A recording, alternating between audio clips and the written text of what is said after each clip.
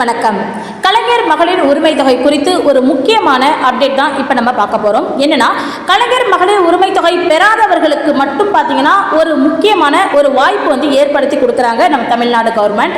இந்த ஒரு வேவை நீங்கள் ஃபாலோ பண்ணீங்க அப்படின்னா கண்டிப்பாக உங்களுக்குமே மேல்முறையீடு செஞ்சுருக்கீங்க அப்படிங்கிற பட்சத்தில் கண்டிப்பாக உங்கள் அக்கௌண்ட்டில் பணம் கிரெடிட் ஆகும். ஸோ அது என்ன அப்படிங்கிறத இப்போ நம்ம தெரிஞ்சுக்கலாம். ஓகேவா? அதாவது நம் தமிழகத்தில் கலைஞர் மகளிர் உரிமை தொகை திட்டத்தில் மட்டும் பார்த்தீங்கன்னா 1,30,00,000 பேருக்கு இது வரைக்கும் அமௌண்ட் கிரெடிட் ஆகிட்டு வந்துட்டு இருக்கு. ஸோ இவங்க இப்போதைக்கு லைனில் இருக்கக்கூடிய பர்சன்ஸ். இவங்க இல்லாமல் கிட்டத்தட்ட 13,00,000 பேர் அப்ளை பண்ணியுமே கூட எலிஜிபிள் ஆகலை, கிடைக்கல அப்படிங்கிற அந்த கேட்டகரிஸில் இருக்காங்க. ஸோ இதில் நிறைய பேர் மேல்முறையீடும் செஞ்சுருக்காங்க. சில நபர்களுக்கு சில காரணங்களால் அவங்களுக்கு 1,000 ரூபாய்ங்கிறது கிடைக்காமல் தவிர்க்கப்பட்டிருக்கு. மொத்தமாக பார்த்தீங்கன்னா கிட்டத்தட்ட 13,00,000 பேர் பெண்டிங் லிஸ்ட்ல இருக்காங்க அப்படிங்கிறது தான் நிதர்சனமான உண்மை.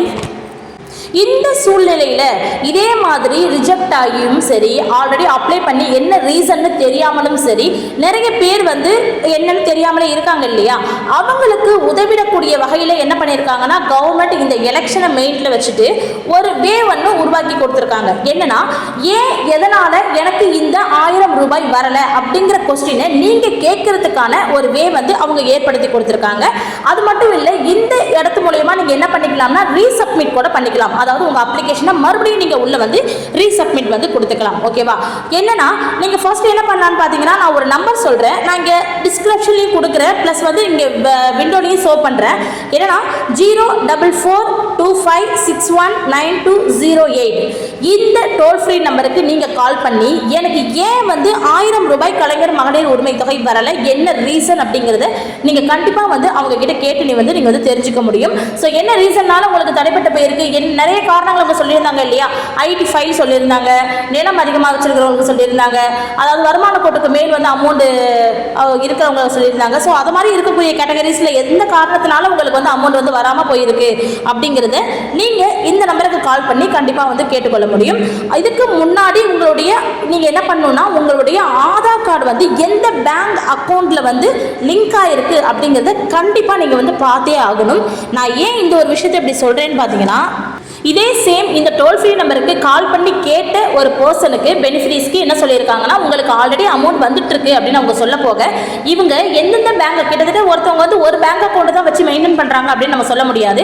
ஒருத்தவங்க பேரில் ஒரு 3-4 அக்கௌண்ட் வச்சு நம்ம மெயின்டைன் பண்ணியிருக்கலாம். ஸோ எந்த அக்கௌண்ட்டில் ஆதார் சீடிங் ஃபைண்ட் ஆகிருக்கு அப்படிங்கிறத நம்மளால கண்டுபிடிக்கணும். ஏன்னா இப்போ நம்ம லாஸ்ட்டாக ஒரு அக்கௌண்ட் ஜஸ்ட் ஒரு ஆன்லைனில் கூட ஒரு அக்கௌண்ட், இப்போ கோடக் மஹேந்திரான்னு இருக்கு இல்லையா, இது ஒரு ஆன்லைன் அக்கௌண்ட். நான் கரெக்டாக இப்போ உண்மையாக இப்போ நடந்த ஒரு சம்பவத்தை கொண்டு ஷேர் பண்ணுறேன். கோடக் மஹேந்திரா அப்படிங்கிறது ஒரு ஆன்லைன் அக்கௌண்ட். அந்த அக்கௌண்ட் நம்ம ஆன் பண்ணும்போது பார்த்தீங்கன்னா அங்கே ஆதார் சீட் ஆகிருக்கு. பட் அந்த பேங்க் அக்கௌண்ட்டுக்கு பார்த்தீங்கன்னா பர்டிகுலராக நம்ம கிட்ட பேங்க் அக்கௌண்ட் பாஸ்புக் கூட கிடையாது. பாஸ்புக் இல்லாத அந்த ஒரு அக்கௌண்ட்டில் இந்த ஒரு அமௌண்ட் ஆனது கிரெடிட் ஆகிருக்கு ஒரு நபருக்கு. ஸோ நமக்கு அங்கே இந்த டோல் ஃப்ரீ நம்பரில் அவங்க கொடுத்த தகவலின்படி அவங்க எந்தெந்த பேங்க்லலாம் இது மாதிரி ஆதார் சீட் பண்ணியிருக்காங்க அப்படிங்கிறத நம்ம கண்டுபிடிச்சி அது மூலியமாக கண்டுபிடிக்க போக தான் என்ன தெரிஞ்சதுன்னா, அவங்களுக்கு இந்த ஒரு அக்கௌண்ட்டில் அமௌண்ட் கிரெடிட் ஆகிருக்கு அப்படிங்கிறது கண்டுபிடிக்கப்பட்டிருக்கு. ஸோ அதனால ஃபர்ஸ்ட் உங்க பேங்க் அக்கௌண்ட் எந்த பேங்க் அக்கௌண்ட்ல உங்களுடைய ஆதார் சீட் ஆயிருக்கு அப்படிங்கிறத ஃபர்ஸ்ட் ஆஃப் ஆல் நீங்க கண்டுபிடிங்க. ஆதார் கார்டு எந்த பேங்க் அக்கௌண்ட்ல சீட் ஆயிருக்கு அப்படிங்கிறத கண்டுபிடிக்கிறதுக்கு நான் ஆல்ரெடி நம்ம ஒரு இது போட்டிருக்கோம். ஸோ அதையுமே நான் உங்களுக்கு டிஸ்கிரிப்ஷன்ல கொடுக்குறேன், நீங்க உள்ள போயிட்டு செக் பண்ணி பார்த்துக்கலாம். அதே போல உங்க ஏரியாவில் உங்க மாவட்டத்தில் இருக்கக்கூடிய கோட்டாட்சியர் அலுவலகம் இருக்கு இல்லையா, அங்க போயிட்டு கூட உங்களுடைய ஸ்டேட்டஸ் என்ன அப்படிங்கிறத நீங்க கண்டிப்பா செக் பண்ணிக்க முடியும். ஸோ அவங்களே ஆன்லைன்ல செக் பண்ணியுமே சொல்றாங்க. ஓகேவா? ஸோ இந்த ஒரு வேயுமே உங்களுக்கு ஏற்படுத்திக்க முடியும். அது மட்டும் இல்லை, மேல்முறையீடு செஞ்சு தகுதி இருந்து, அதாவது உங்க வீட்டுக்கு விஓஸ் வெரிஃபை பண்ணியிருக்காங்க அப்படின்னா அவங்களுக்கு பார்த்தீங்கன்னா போன 3ஆம் தேதியிலிருந்தே பார்த்தீங்கன்னா போன 3ஆம் தேதி முந்தானத்திலிருந்து பார்த்தீங்கன்னா 5000 ரூபாய்ங்கிறது அமௌண்ட் செகண்ட் செட்டில்மெண்ட்ல போட்டுட்டு இருக்காங்க. ஆல்ரெடி நமக்கு 5000 போட்டது அது முன்னால போட்டாங்க, போன வாரத்தில் ஒரு தடவை போட்டாங்க இல்லையா, அது 3 மாதத்துக்கான முன்பணமும் 2000 ரூபாய் சிறப்பு நிதியும் போட்டிருந்தாங்க இல்லையா. அது தவிர்த்து மேல்முறையீடு பண்ணவங்க தகுதி இருந்து எலிஜிபிளா இருக்காங்க, விஓஸ் வீடு செக் பண்ணி அவங்க ஓகே ஆயிட்டாங்க அப்படிங்கிறத அங்கேயே அவங்க சப்மிட் பண்ணி போர்ட்டலில் அப்லோட் பண்ணியிருந்தாங்க அப்படின்னா அவங்களுக்கு நேற்றைய தினம், இன்றைய தினம், முந்தானேற்றைய தினம் பார்த்தீங்கன்னா அவங்களுக்கு 5000 அக்கௌண்ட்ல கிரெடிட் ஆயிருக்கு. ஸோ அதுக்கான ஸ்கிரீன்ஷாட் தான் இப்போ நான் உங்களுக்கு ஷேர் பண்ணிட்டு இருக்கேன். நீங்க அதையுமே பார்த்து தெரிஞ்சுக்கலாம். அதே போல பார்த்தீங்கன்னா வீடு தேடி வரத்துக்கு இருக்கிறாங்க. தமிழ்நாடு அரசு என்ன பண்ணியிருக்காங்க, உங்கள் கனவை சொல்லுங்கன்னு அவங்களுடைய திட்டத்தை குறித்து ஒரு வீடு தேடி உங்ககிட்ட போர்ட்டல் சம்பந்தமா கேட்க வருவாங்க இல்லையா. அப்படி வரும்பொழுது அந்த போர்ட்டலில் நீங்கள் இந்த அவங்களுடைய தமிழ்நாடு கவர்மெண்டோட ஸ்கீம் பற்றி நீங்கள் சொல்லும் பொழுது நீங்கள் கலைஞர் மகளிர் உரிமை தொகையால் நீங்கள் வந்து பின்தள்ளப்பட்டிருக்கீங்க, மேல்முறையீடு செஞ்சுமே அமௌண்ட் வராத ஒரு பர்சனாக நீங்கள் இருக்கீங்க அப்படிங்கிற பட்சத்தில் கண்டிப்பாக அவங்ககிட்ட இந்த விஷயத்தை நீங்கள் தெரிவிங்க. ஓகேவா?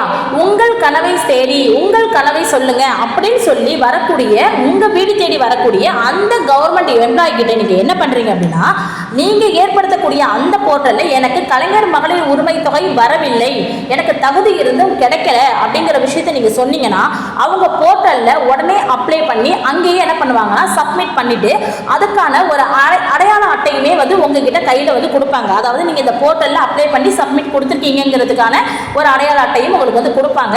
ஏன்னா இது வந்து இந்த ஒரு ஸ்கீமுக்காக மட்டும் இல்லை, இந்த உங்கள் கனவை தேடியில எல்லா ஸ்கீமுமே நம்ம வந்து சொல்லலாம். ஓகேவா? அதில் இந்த கலைஞர் மகளிர் உரிமை தொகையுமே நீங்கள் வந்து சொல்லுங்க அப்படின்னு சொல்லி தான் நான் உங்ககிட்ட சொல்கிறேன். ஸோ அது மாதிரி கொடுத்து பாருங்க. அது மாதிரி கொடுத்தவங்களுக்கும் மேல்முறையீடு நிறைய நபர்களுக்கு வந்து சப்மிட் ஆகிருக்கு. அதுக்கான எவிடன்ஸ் அண்ட் ப்ரூஃப்ஸ் என்கிட்ட இருக்கு. அதனால இதையுமே ஃபாலோ பண்ணுங்க. அந்த டோல் ஃப்ரீ நம்பரையும் ஃபாலோ பண்ணுங்க. நீங்கள் இதை மாதிரி கொடுக்குற பட்சத்தில் கண்டிப்பாக வந்து உங்களுக்கு அந்த விட்டு போனது 5000 கிடைக்கிறதுக்கான வாய்ப்புகள் நிறைய இருக்கு. அது மட்டும் இல்லாமல் இன்னொரு விஷயமும் நான் உங்ககிட்ட சொல்றேன். மேல்முறையீடு பண்றதுக்கு அவங்களுடைய அஃபிஷியல் வெப்சைட் இருக்கு இல்லையா, KMT வெப்சைட், அந்த வெப்சைட் வந்து இப்போ ரீசெண்ட் டேஸ்ல அது வந்து ஒர்க் ஆகல. அது வந்து கண்டிப்பா ஆஃபீஸர் லாகினா மட்டும்தான் இருக்கு, பயனாளர் லாகின் வந்து இன்னும் ஒர்க் ஆகாம இருக்கு. அப்படி ஒர்க் ஆகிற பட்சத்தில் நான் கண்டிப்பா உங்ககிட்ட சொல்றேன், நீங்களே கூட சப்மிஷன் வந்து கொடுத்துக்கலாம். நன்றி.